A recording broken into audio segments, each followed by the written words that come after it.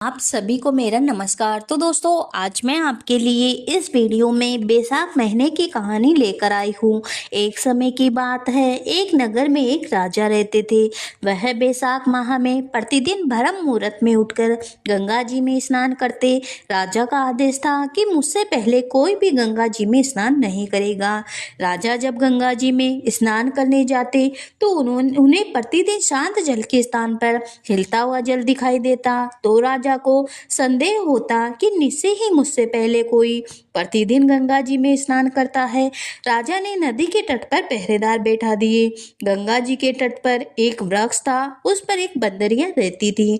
वह प्रतिदिन राजा के स्नान करने से पूर्व स्नान करके वृक्ष पर चढ़कर बैठ जाती। इस प्रकार होते होते पूरा बैसाख माह व्यतीत हो गया, किंतु अंतिम दिन राजा के पहरेदारों ने ये सब देख लिया और उस बंदरिया को पकड़कर राजा के पास ले गए और कहा कि यह बंदरिया आपसे पहले प्रतिदिन गंगा जी में स्नान करती है। उधर राजा ने प्रतिज्ञा की थी कि अगर कोई स्त्री मुझसे पहले स्नान करती होगी तो मैं उससे विवाह करूंगा। इसलिए राजा को बंदरिया के साथ विवाह करना पड़ा। बैसाख स्नान के पुण्य प्रताप से बांदरी के गर्भ ठहर गया। 9 मास पूर्ण होने पर बांदरी से राजा ने पूछा कि शिशु जन्म के समय मुझे क्या करना चाहिए।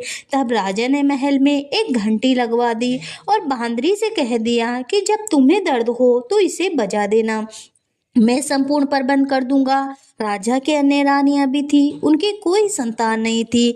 बांदरी को गर्भ है यह समाचार जानकर अन्य रानियां उससे मन ही मन ईर्ष्या करने लगी और भावी संतान का नाश करने हेतु विभिन्न योजनाएं बनाने लगी। घंटी लगी देखकर एक रानी ने बांदरी से इसका कारण पूछा। बांदरी ने सारी बात बता दी। रानी ने उसे बहकाया कि एक बार घंटी बजाकर तो देखो कि राजा आते हैं या नहीं। बांदरी ने घंटी बजाई तो राजा दौड़े दौड़े महल में आए और घंटी बजाने का कारण पूछा। इस पर बांदरी ने उत्तर दिया कि मैंने तो रानियों के कहने पर घंटी बजाई। तब रानियों ने राजा से कहा, ये तो शिशु है, न जाने कितनी बार घंटी बजाएगी। इस प्रकार कहकर उन्होंने घंटी हटवा दी। कुछ दिनों बाद बांदरी के शिशु जन्म का समय आ गया तो उसने रानियों से पूछा कि मुझे क्या करना चाहिए। तब रानियों ने कहा, तुम आंखों पर पट्टी बांधकर सो जाओ। बांदरी के बैसाख माह के स्नान के पुण्य प्रताप के रूप में एक सुंदर सा बालक जन्म हुआ।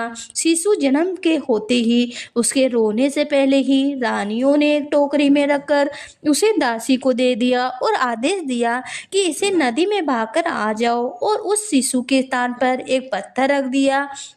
राजा को भी कहलवा दिया कि बांदरी ने एक पत्थर को जन्म दिया है। राजा ने सुना तो उन्हें भी संतोष कर लिया कि जब दूसरी रानियों के संतान नहीं हुई तो ये तो बांदरी है अर्थात शिशु है, इसके क्या संतान होगी। उधर दासी ने उस सुंदर शिशु को नदी में ना बहाकर कुमार की चाक में रख दिया। दूसरे दिन कुमार कुमारिन चाक पर आए तो वहां एक सुंदर से शिशु को रोते हुए देखा। कुमार कुमारिन भी निसंतान थे, अतः उन्होंने उस शिशु को अपने लिए भेजी गई भगवान की भेंट मानकर और बड़े प्रेम से शिशु का पालन करने लगे। कुछ बड़ा होने पर उस बालक को यह ज्ञात हुआ कि वह रानी बांदरी का पुत्र है जिसको रानियों ने मरवाना चाहा था। एक दिन वह बालक कुमार के बनाए हुए मिट्टी के हाथी घोड़े लेकर पनगढ़ पर जा बैठा और दासियों को देखकर कहने लगा, आओ रे मेरे मिट्टी के हाथी घोड़े पानी पियो।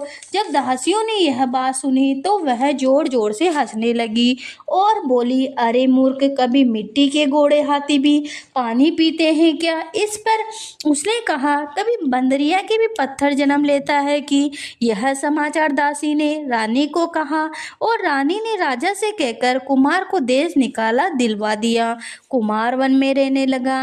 तत्पश्चात जब अगले वर्ष चैत्र माह में गणगौर के पूजन का दिन आया तो वह बांदरी का पुत्र घड़े में पानी भरकर बगीचे के बाहर बैठ गया। उधर राजा की और साहूकार की पुत्रियां गणगौर बनाने के लिए मिट्टी लेने के लिए आई तथा बगीचे में खेलने और झूला झूलने लगी।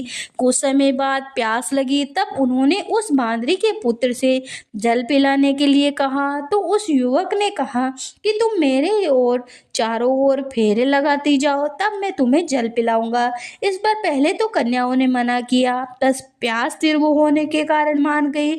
उसके चारों ओर फेरे लगाने लगी। फेरे देने के कारण सारी लड़कियां उसके साथ ब्याह गई। फिर वो घर आ गई। 4-6 महीने निकले, किसी के सावे नहीं निकले, कोई भी देखने नहीं आया। सभी कहने लगी, ऐसा क्यों हुआ कि कोई भी देखने नहीं आया, कोई भी सावा नहीं निकलता। माता पिता को चिंता होने लगी। वहाँ एक बुढ़िया माई रहती थी। उनमें से एक लड़की की माँ ने उस बुढ़िया माई से कहा, जहाँ लड़कियां बातें करती हो वहीं जाकर बैठ जाओ। बुढ़िया माई वहां बैठ गई। लड़कियां बोली, माँ जी आप हमारी बातें सुनने आए हो क्या? बुढ़िया माई बोली, नहीं नहीं, तुम तुम्हारी बातें करो, मैं तो एक तरफ बैठी रहूंगी। लड़कियां आपस में बातें करने लगी। एक बोली, हम सब ने तो कुमार के बेटे के साथ चारों ओर फेरे लिए हैं, हम सब तो उनसे ब्याह गई, इसलिए हमारा कोई सावा नहीं निकलता, कोई देखने नहीं आता। बुढ़िया माई ने सुन लिया और लड़कियों की माताओं को बता दिया और लड़कियों के पिता कुमार के घर गए और बोले, हमारी लड़कियां तेरे बेटे के फेरे खा चुकी है, इसलिए उनकी शादी तेरे लड़के के साथ करनी पड़ेगी। कुमार बोला, मेरा बेटा इतनी पत्नियों को कैसे संभालेगा? लड़के से पूछा तो लड़का बोला, फिक्र मत करो, मैं सब संभालूंगा, इन सब का ब्याह मेरे साथ कर दो। लड़कियों के पिता ने धन दहेज देकर सबको विदा किया। आगे चलकर हर पत्नी ने एक एक पुत्र पैदा हुआ। एक दिन बांदरी के बेटे ने कहा, चलो राजा के यहाँ चलते हैं। सब पत्नियों को तैयार करके राजा को समाचार करवाया कि हम सब आपसे मिलने आ रहे हैं।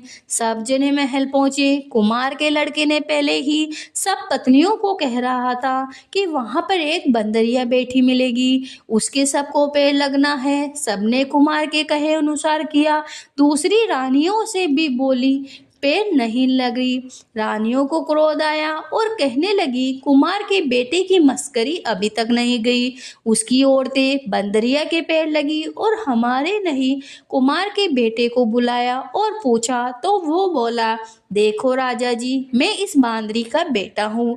मेरे होते ही रानी के कहने से दासियों ने मुझे कुमार के चाक में छोड़ दिया।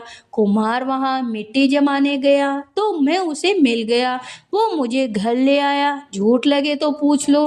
राजा को बात जच गई। राजा ने रानियों को देश निकाला दे दिया और उन सबको राजमहल में रख लिया। लड़कियां बेसाख नाती थी, इसलिए उनको बेटे पोते राजपाट मिला। तो प्रेम से बोलिए, भगवान विष्णु जी की जय हो।